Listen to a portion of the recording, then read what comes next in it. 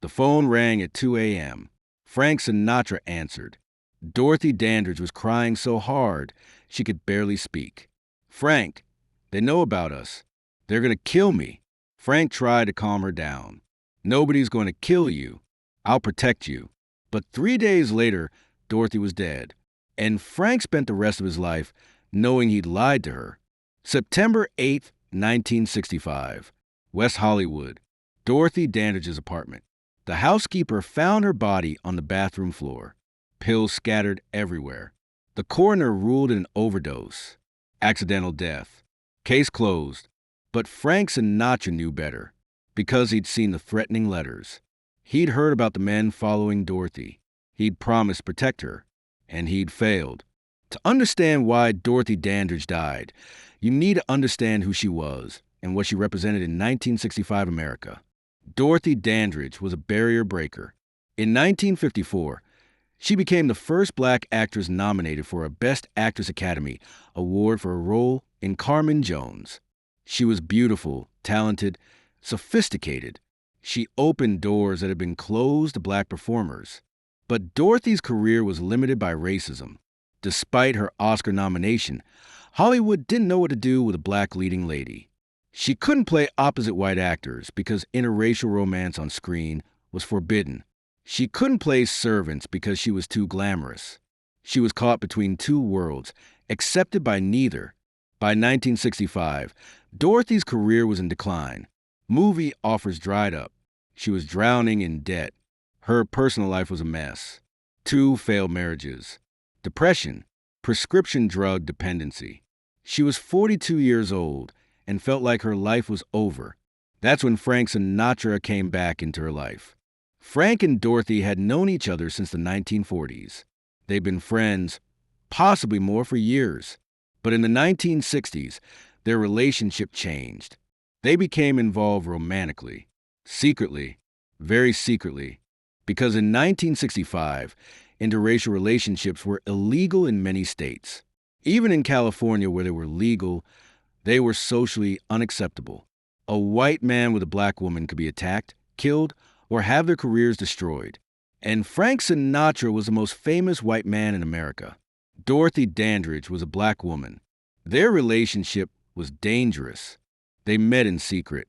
Dorothy would come to Frank's compound in Palm Springs late at night. Or Frank would visit Dorothy's apartment in West Hollywood when he knew he wouldn't be followed. They took enormous risks. Frank genuinely cared about Dorothy. He knew what she was going through. He'd been through his own career collapse in the early 1950s. He understood depression, rejection, the feeling that the world had turned against you. He wanted to help Dorothy the way people had helped him. Frank offered Dorothy money, which she refused. He offered to help revive her career, but there wasn't much he could do. Hollywood racism was bigger than even Frank Sinatra. So, mostly, Frank just offered companionship, someone to talk to, someone who understood. But their relationship couldn't stay secret forever. In August 1965, Dorothy started receiving threatening letters. They arrived at her apartment, sometimes 2 or 3 a day. The language was vile, racist, explicit. They called Dorothy a traitor to her race for being with a white man. They called her worse things, unprintable things. The letters warned Dorothy to end her relationship with Frank. If she didn't, there would be consequences. The writers knew where Dorothy lived. They knew her schedule. They watched her. Dorothy showed the letters to Frank. He was furious. He wanted to go to the police, but Dorothy refused. What would she say? That she was receiving threats because of a secret interracial relationship? That would just make everything public. It would destroy what was left of her career. It would hurt Frank. So Dorothy kept quiet, and the threats escalated. Men started following Dorothy. White men in cars, watching her apartment, trailing her when she went out. Dorothy became terrified to leave her home. She called Frank constantly. "I'm scared. They're always watching. What if they do something?" Frank tried to arrange protection. He hired a private security firm to watch Dorothy's apartment. But Dorothy refused. She didn't want anyone knowing about her and Frank. She didn't want to make it worse. Frank felt helpless. He was one of the most powerful men in entertainment, But he couldn't protect the woman he cared about because their relationship had to stay hidden. On September 4th, 1965, Dorothy called Frank at 2 a.m. She was hysterical. Someone had broken into her apartment while she was sleeping. Nothing was stolen, but things had been moved. Photographs were turned face down. A threatening note was left on her pillow. "Get rid of him, or we'll get rid of you." Frank drove to Dorothy's apartment immediately. He found her shaking, terrified, barely coherent.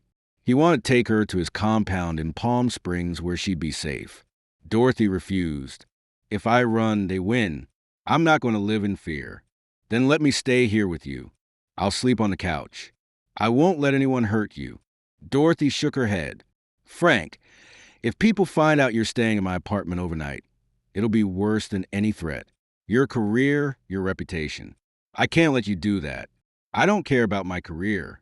I care about you being safe." But Dorothy insisted. Frank left around dawn, making Dorothy promise to call him if anything else happened.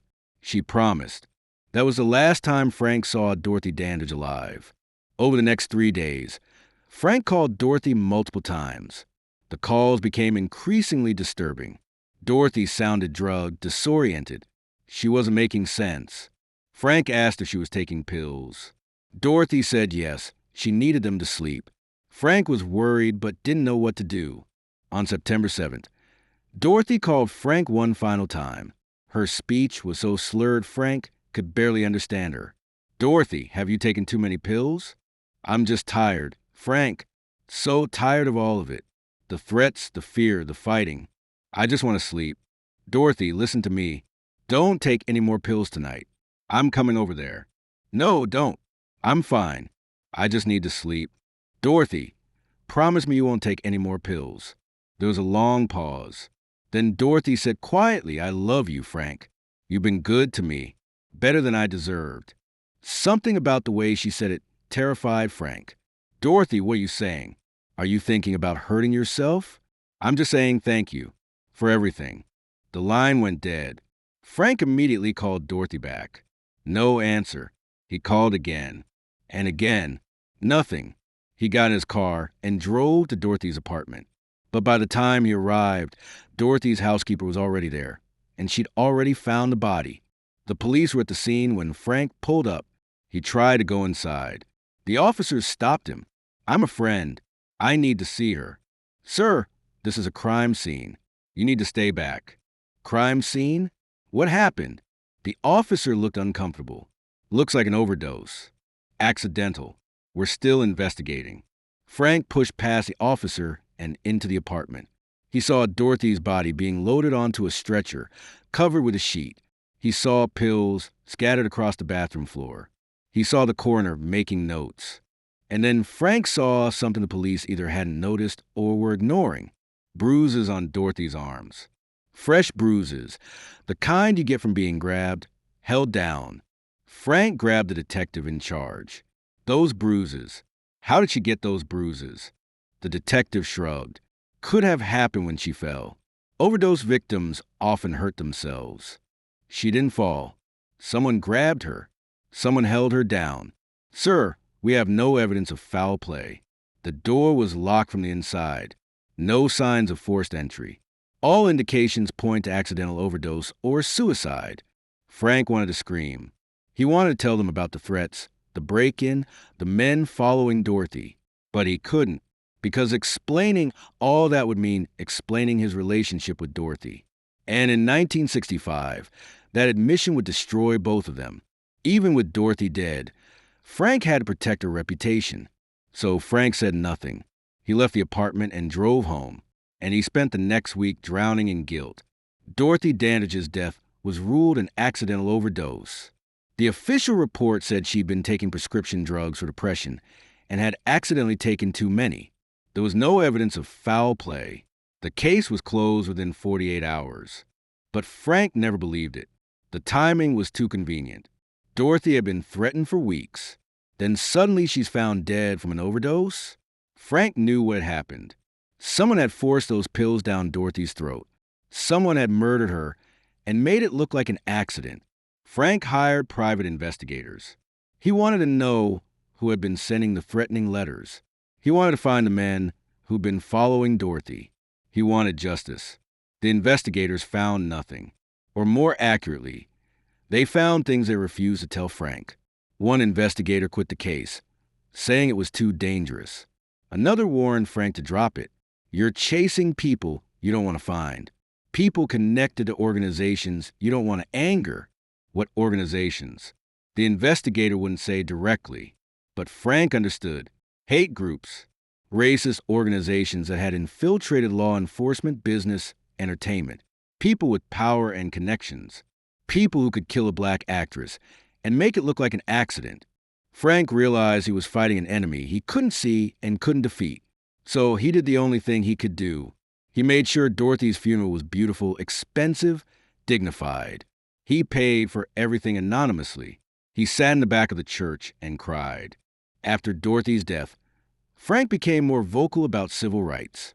He increased his donations to civil rights organizations. He spoke out more forcefully against racism. Some people thought it was political. Frank's friends knew it was guilt. In 1968, 3 years after Dorothy died, Frank was asked in an interview about prejudice in Hollywood. Hollywood has always been racist. Frank said bluntly, black performers are treated like second-class citizens. They're paid less, given worse roles, denied opportunities, and when they dare to break barriers, they're punished for it. The interviewer was surprised by Frank's passion. This seems very personal to you. Frank's eyes filled with tears. It is personal. I knew someone who was destroyed by Hollywood racism. Someone talented and beautiful who deserved so much better than what she got. And the system killed her for daring to be more than what they allowed. Are you talking about Dorothy Dandridge? Frank looked directly at the camera. Dorothy Dandridge was murdered. Not officially. The coroner said overdose. But I know what happened. She was targeted, threatened, and killed because she refused to live by racist rules. And nobody did anything about it because she was black and the people who killed her had power. The interview was cut from the final broadcast. Too controversial. Too inflammatory. The network didn't want to deal with Frank accusing unnamed people of murder. But Frank didn't care. He'd said what he needed to say, even if it was censored. Over the years, more information emerged about Dorothy's death. In the 1980s, biographies of Dorothy included details about the threatening letters and the men who'd followed her. Some researchers suggested Dorothy had been murdered, though they couldn't prove it. In the 1990s, a former LAPD detective published a book claiming several celebrity deaths in the 1960s that were ruled suicides or accidents were actually murders covered up to protect powerful people. Dorothy Dandridge was on his list. The detective claimed Dorothy had been killed by members of a racist organization with connections to law enforcement. The murder was made to look like an overdose. Evidence was destroyed. Witnesses were intimidated. The case was closed quickly to avoid scrutiny. Frank read the book. It confirmed what he'd always believed. But by then, Frank was in his 80s. Most of the people involved in Dorothy's death were probably dead. Justice was impossible. In 1998, months before Frank's own death, he gave one final interview.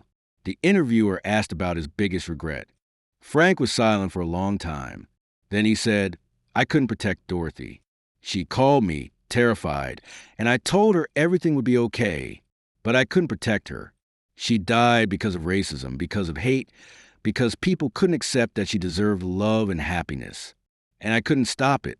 "You loved her?" Frank nodded. "Yes.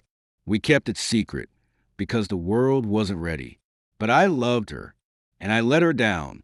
You tried to help her. You couldn't have known. I should have known." Frank interrupted. "I should have taken her away from Los Angeles. I should have forced her to accept protection. I should have gone public with our relationship and dared anyone to threaten her. But I was a coward.